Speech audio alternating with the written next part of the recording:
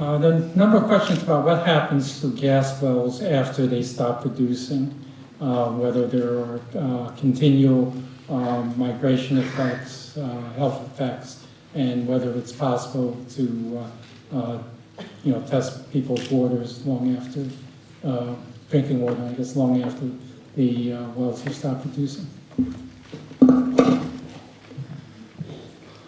Well, this goes back, it's a very important question.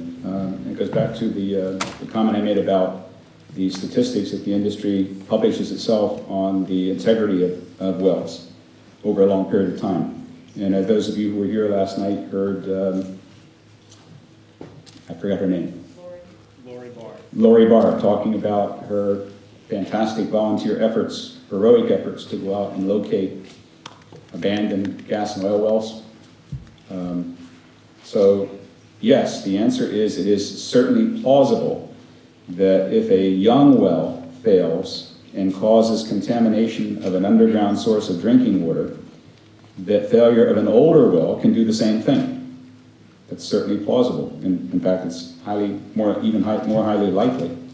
And I want to point out that I was inspired by what I heard yesterday from Lori, and I have a slide, which I will find here in a minute, that shows an actual example of what happens when one company drills and fracks into a region where they were not aware that there was an existing abandoned gas well. Let's see if I can find it. Here it is.